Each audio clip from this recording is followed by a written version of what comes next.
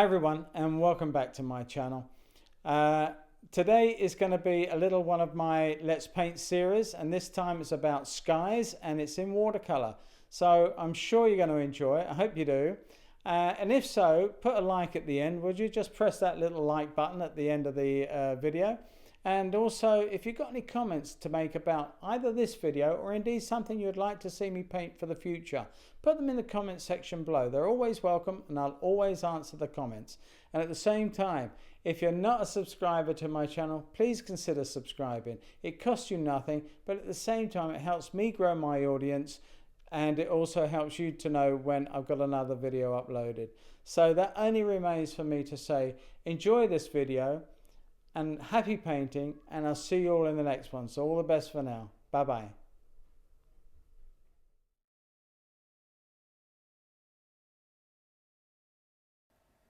Okay, welcome back. So this is going to be very simple line drawing. It's actually the scene at the back of my home, which overlooks the Romney Marshes towards the North Downs, and it doesn't have to be very detailed. After all, this is just a small demonstration on painting skies, so the land mass is merely to anchor the sky and give it some perspective overall. Now the first thing I will do is, as you can see, I've got a messy palette, and this is from my last painting session. Normally I use that colour, it comes in handy for something, but for the purposes of the demonstration I feel that I ought to be a little tidier and give it a clean out. So this is probably as good as it's going to get. I don't keep an absolutely tidy palette, but at least it's ready to go for this demonstration. So with that said, we need to get into the wash. So what I'm going to be doing is I will be mixing up some Cobalt Blue. Now the thing about a wash and this is mix up enough paint, because if you don't mix up enough, you've got to remix. Now okay, it's fine with Cobalt Blue because it is the only pigment so far, but when you start adding other colors to it, then of course getting the same mix again, if you haven't mixed up sufficient, will be extremely hard. What I'm also doing is I'm looking at keeping the white paper space clear for the anvil head of the cloud itself, and I'm preserving that, and I'm bringing the wash down. Now what I will add is some Phthalo Blue. It's my favorite combination. I really feel that when you look at a sky on a blue day, you've got a real rich cobalt looking above your head and somewhat way down towards the horizon.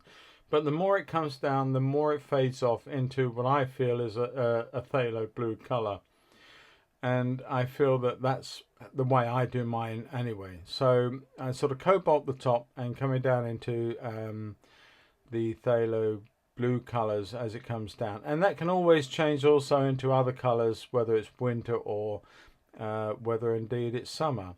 Now what you'll see is that I do keep that bead active. If you don't keep the bead active, then of course you do run the risk of having the edge of it dry and leaving a really harsh line, and that's something you don't really want to do. So make sure that when you are painting that bead is kept nice and moist and ready to carry on adding to. Now I've added another layer of Cobalt Blue over the top just to strengthen the top of the sky and let that bleed down. I'm using a very heavyweight paper. I tend to use a lot of 300 pounds paper, which is 640 GSM. And for that, the ideal thing is that it keeps it nice and moist. Now I've decided to soften the edges of this cloud. Not all of it, but most of it. I just want to take the harsh edge off of that white cloud and let it bleed into the blue surround. Here I'm just decided to fade in some of the cobalt, but in readiness to add another colour. And for that colour I'm going to add in some Ultramarine Violet, which has got a bit contaminated with indigo, I see. But it's not a problem. It's the shadow side of the cloud. So clearly the light is coming from the left hand side as you're looking at this picture. So it allows me to put this nice shadow into the cloud. And as I bring it on down into the base of the cloud. Now what you've got to bear in mind that, as I was alluding to earlier, the pigment that you use can be intensified by less water. And here I'm adding some Vermilion into that lovely violet colour, that dirty violet colour, or that shadow colour, as the cloud, it's sort of end of the day-ish, and the sun is starting to set behind me, way over my shoulder to the left, so I'm adding some warmth into that, and then going back in with some the violet mix, which is still present, a little bit more blue into it. Now I'm adding some indigo, because nice thing about indigo, it's a real deep moody blue colour, and it does add some really heavy contrast, but again it's not so heavy that I've put in too much. There's a lot of water with that, so it's quite a soft mix. Now I'm bringing the rest of the blue sky down, which is probably a little bit more indigo and phthalo mix together, and I'm going to just drop in some of the violet and some of the vermilion, just to take that warmth all the way down through to the base of what will be the hills. Very loose, very rapid, it's very suggestive. The intention was to be quite loose. I mean, if you, you've seen the reference that I'm using, and so you can see that it's not atypical of that cloud, but it is merely my interpretation. It's a suggestion. Now I've come across with the indigo and a little bit of the red into the indigo to give that heavier cloud base, and you can see the way that this cloud is forming up. And I do have to say that although when I painted this originally, I painted it plein air, and it took a little while to do that. It's about an hour's painting, and I watched this cloud develop, and it was great. It was awesome. I was at the end of the garden. It was really blisteringly hot and humid, and I didn't realize that there was a cloud that had formed a lot closer to me than my concentration allowed me to observe. And lightning started and thunder clapped, and I had to, well, I actually left my easel, my plein air kit at the end of the garden, and took shelter because it just bucketed down with some hailstones and all sorts. So yeah, the rigours of plein air, but nevertheless it was a good time. It ended up as a nice painting, and I was happy to have done it. But it also allowed me to take a few photos of this cloud as it developed for later use, as well as using the plein air reference. What I've added in here is a little bit of Aureolin and a little bit of Indian yellow, just to give a brilliant glow to that white paper on the light side of the cloud. A little bit more Indian yellow just to emphasize that yellowness, but not too much yellow. It doesn't want to be overtly, it just wants to suggest it, and nothing more. Now, so that I don't end up with too many hard lines, I'm reinforcing some of the warms and some of the shadow colours while that's still re-wetted. And just going back on the paper situation, the reason that one of the big reasons why I use a heavyweight paper is because I feel that it holds that moisture content within the fibres of the paper so much longer, especially on a warm day, a really hot day. You know, paper dries so fast, and it's very hard to control washes with cheaper papers or lighter papers, not necessarily cheaper papers, but lighter weight papers. They dry out so much quicker, and it will be so much easier that with a heavy paper that you can maintain a degree of control on the washes and other work. You can see here that some of this paper is still damp and still workable, and it just allows me more working time. I'm just putting a few blends in and touches here and touches there. Now I'm going to look at the foreground, and actually what I'm using there is a little bit of black and Aureolin. I use a similar mix on my oil paints. I use an ivory black or a blue black with lemon yellow, and it gives some delicious distant green colours. I don't normally carry black on my watercolour palette. What you saw then was actually some dried up liquid charcoal from Nitans, I think it's called, something like that. But someone put some on my palette to try, and I did a little bit, but it's there, so I thought I'd use it. But at the end of the day, liquid charcoal black paint, it's a pigment and it's water soluble, so it's not a big problem. But mixing that cool yellow, which Aureolin is, it's quite like a lemon, but it's a transparent color. It just adds that extra distant green to the thing without messing you around. It's just a really simple color mix. What I've actually also added in is a little bit of warmer colors before I go in with more of the fields. And as I said, this really isn't about the landscape. This is just some lovely colors to give a land base and an anchor to the sky. It just places the sky and gives the sky perspective too. I've added in a little bit of a darker green, a cool green, using a bit of indigo and a bit of the Aureolin and Indian yellow mixes that are out on the palette. And I've just given that field a bit of definition and a little lead-in line.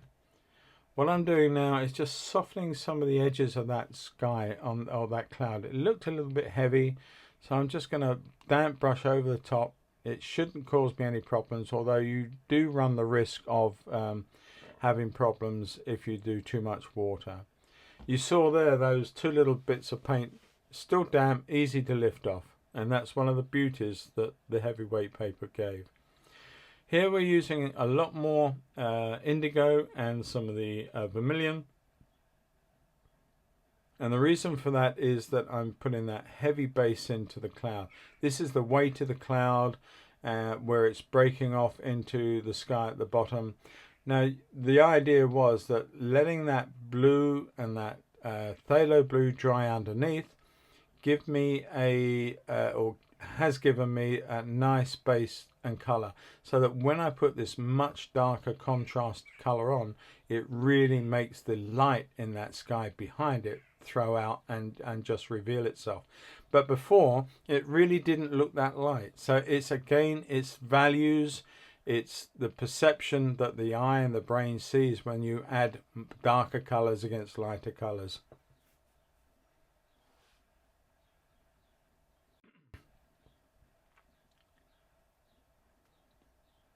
And I'm refining now. I'm sort of looking at the cloud structure, and I'm just teasing edges and gently bringing over this extra heavy part of the cloud and building it in.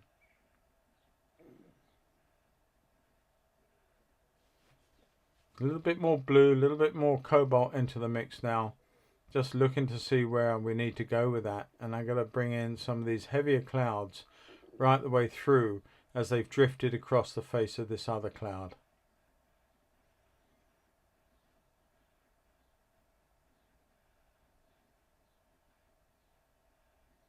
Obviously these ones are literally in front of the thunderhead, and they're just drifting across the scene. But it also acts again as aerial perspective. It just shows the viewer that there are more elements to the sky than just one great big huge cloud in the distance.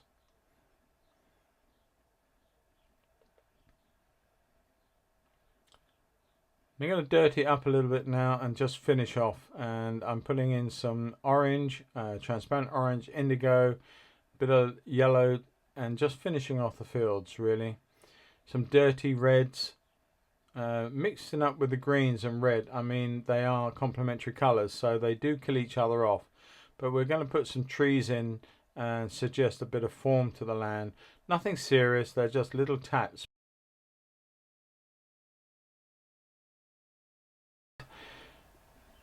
But because they're done as little blobs, little taps of colour here and there, your brain does the rest. It doesn't need to be so detailed that you can tell exactly what the tree is, what species and what time of year.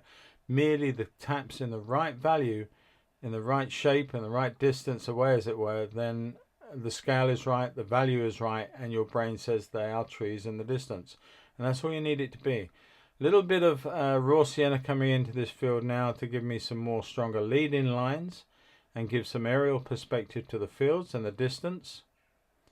And that little light passage that I put in earlier with the orange and just going underneath it now, and just lifts that field in the distance to catch some sunlight. And we're almost there.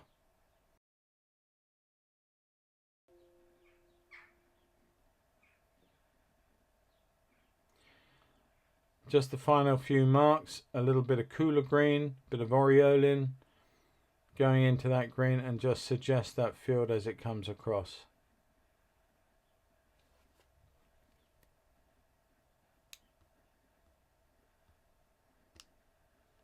So there we go. I hope you've enjoyed it, and if you have, thanks for watching, and I'll catch you all on the next Let's Paint. All the best for now. Bye bye.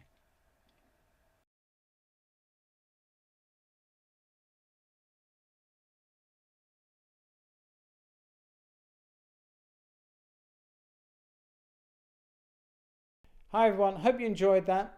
Don't forget to press that like button and also add any comments. But above all, please subscribe to the channel, and for your information, there's another video there and another video there. Catch you all next time. Bye bye for now. Bye bye.